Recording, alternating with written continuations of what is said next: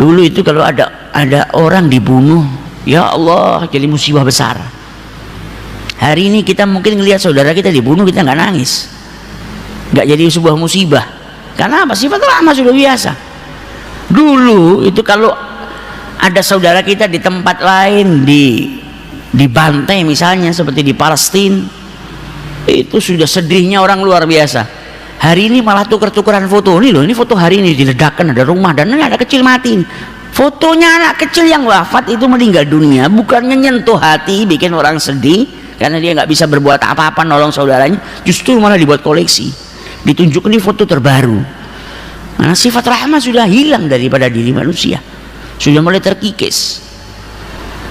Kita sekarang kalau dengar perkara-perkara yang dulu kita anggap besar dan ini perbuatannya syaitan sudah bikin manusia biasa. Dengar ada perbuatan zina biasa, dengar ada perbuatan kemungkaran yang biasa. Kayak itu seperti kita dengar ada orang makan, padahal itu mengerikan. Perbuatan yang datangkan murkanya Allah, perbuatan yang naudzubillah min dzalik. Ada orang wafat kita sudah gak sedih lagi, ada perbuatan buruk kita sudah gak sedih lagi. Karena apa? Sifat rahmah tadi sudah mulai terkikis.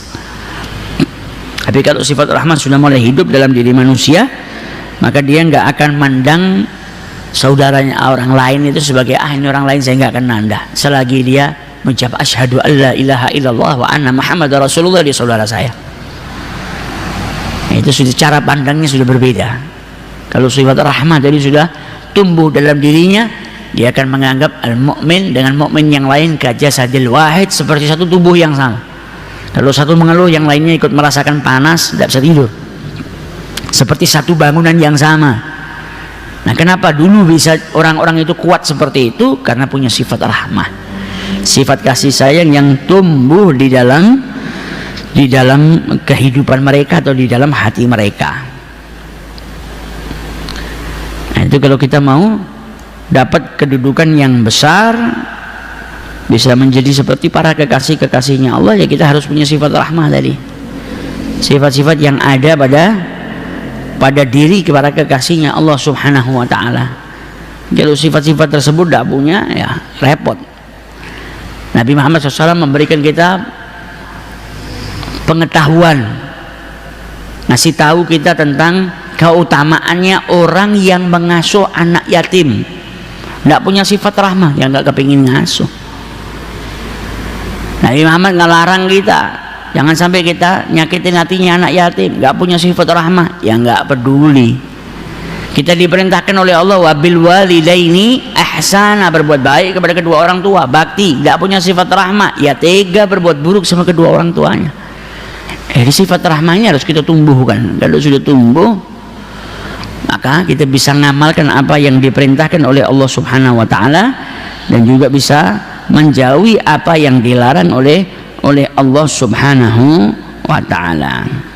Yang dikatakan oleh Rasul sallallahu alaihi wasallam, as-sakhi garibun minallah, orang yang dermawan itu dekat dengan Allah subhanahu wa ta'ala dan dekat dengan surga dan dekat dengan manusia. Dia dicintai oleh para manusia dan jauh daripada nerakanya Allah. Sebaliknya orang yang bakhil, orang yang kikir, itu dia jauh daripada Allah, jauh daripada surga, jauh daripada manusia, dijauhin sama manusia. Wa qaribul minan nar, dan dia justru malah dekat dengan nerakanya Allah subhanahu wa ta'ala.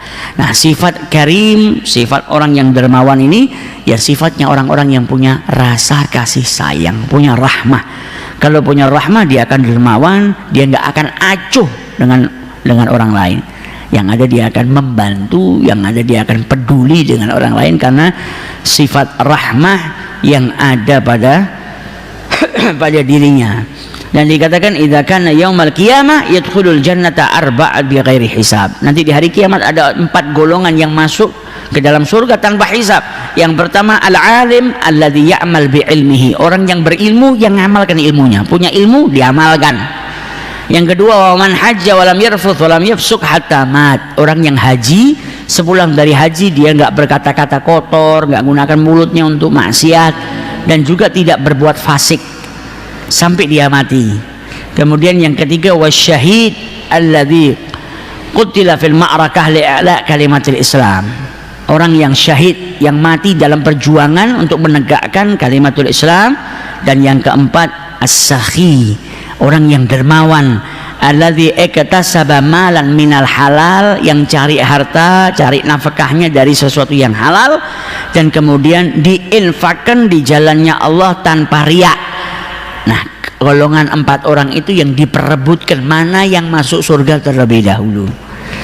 Maka kalau kita kepingin diperebutkan surga, masuk ke dalam surga tanpa hisab Allah, tinggal kita pilih mau jadi orang yang berilmu dengan kemudian mengamalkan ilmunya, atau orang yang berangkat haji, pulang dari haji jaga supaya tidak yarfuth, tidak menggunakan mulutnya untuk kata-kata yang kotor dan lain sebagainya, tidak berbuat fasik, jaga diri untuk tidak berbuat maksiat, atau menjadi orang yang wafat di medan peperangan, atau mau menjadi orang yang dermawan, cari hartanya dari yang halal, mengeluarkannya di jalan Allah Subhanahu wa ta'ala. Semoga kita diberi kemudahan oleh Allah Subhanahu wa ta'ala untuk mengamalkan apa yang disampaikan oleh Nabi besar Muhammad sallallahu alaihi wasallam, dan sifat rahmah yang kita ada pada diri kita dan yang kita amalkan, insya Allah kelak mendatangkan rahmatnya Allah Subhanahu wa ta'ala sehingga kita dimasukkan ke dalam surganya. Amin ya rabbal alamin. Wallahu a'lam.